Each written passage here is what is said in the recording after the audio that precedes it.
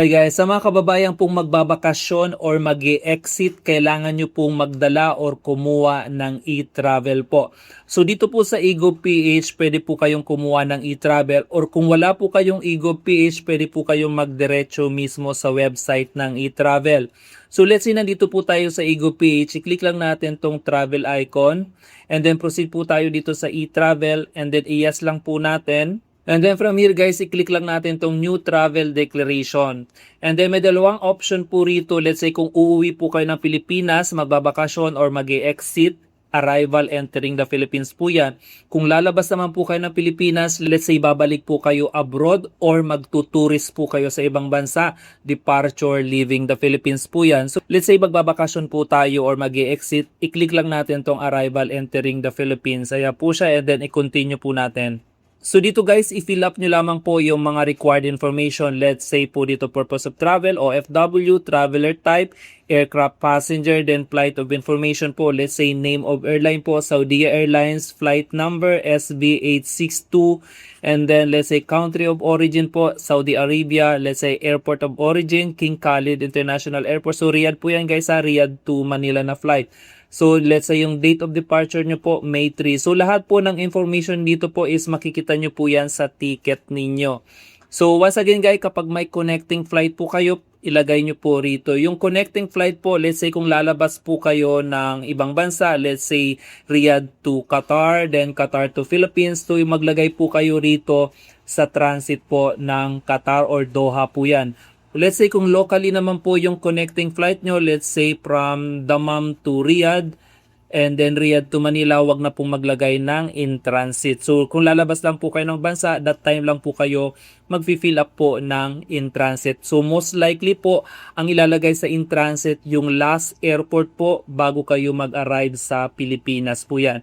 So let's say dito sa sample is wala po tayong connecting flight.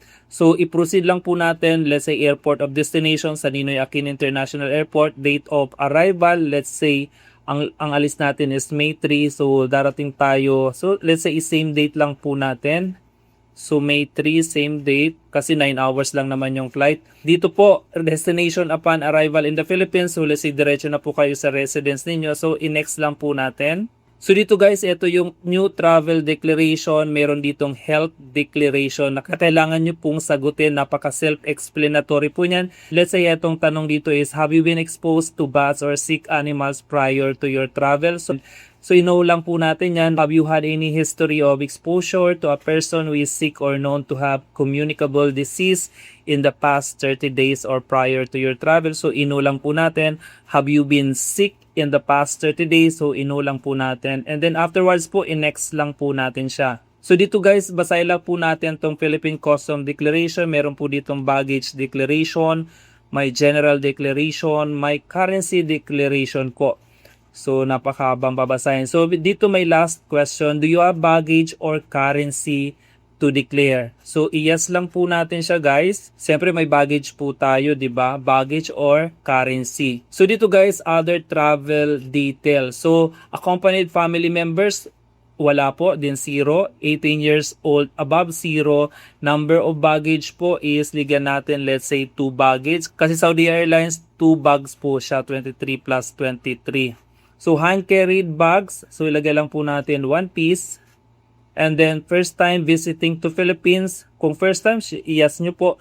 Kung ilang beses na kayo umuwi, then i-know nyo lang po. Then next. Dito guys, ito po yung custom declaration po. Total amount of goods purchased and acquired abroad. So kahit i-know nyo na lang po siya, i-zero nyo naman po. So Philippine currency and any Philippine monetary instrument excess of 50,000. So wala naman po tayong dalang 50,000 more. So kapag may dala po kayong 50,000 up, above, so kailangan nyo po siyang i-declare. So dito po kung may 10,000 USD above kayo, so kailangan nyo pong i-declare. So I suggest na wag na po kayo magdala na currency, ipadala nyo na po sa Pilipinas kasi kapag nasa Pilipinas kayo, ang baba ng palitan ng currency. Let's say magpalit kayo ng 2,000 real, so malulugi kayo ng 2,000 pesos din po. So yun lang guys, suggest lang po. So number 3, gambling o paraphernalia, syempre no na lang natin. So ito number 4 is cosmetics, skincare products, food supplements. So ino na lang po natin. Dangerous drugs So, syempre, no. So, firearms, may dala ba tayong baril? Syempre, no. Alcohol, no.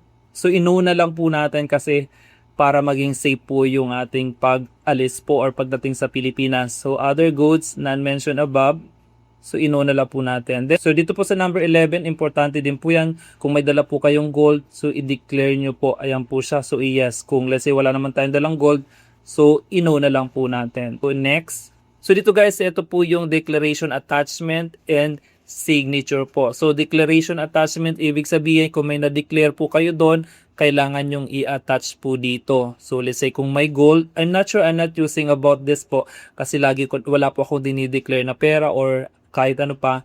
So, kung may dineclare po kayo, ilagay nyo po yung picture or attachment po dito.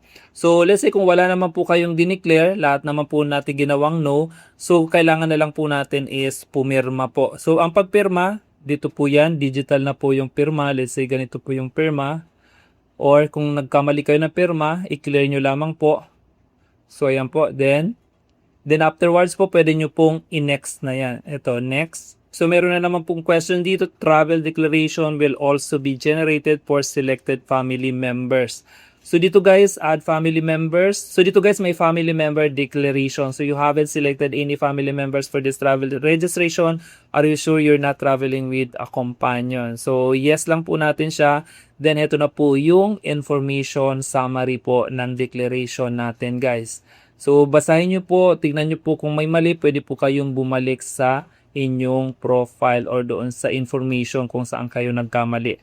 So, ayun guys, nandyan na po lahat ang information and then pwede nyo na po siyang i-submit. So, again, I will not submit po kasi hindi naman po talaga po uuwi. Pinapakita ko lang yung process or yung procedure kung paano kumuha ng e-travel. So, once po na nasubmit nyo na yung application, so bali po ito yung pinaka-final na e-travel. So, may QR code po yan.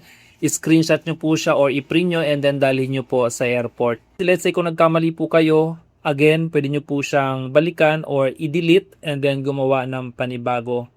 So, ayun guys, I hope it helps po kasi ang dami pong nagpapaturo, ang dami pong nagme-message. So, I cannot accommodate lahat po para gawan kayo ng e-travel.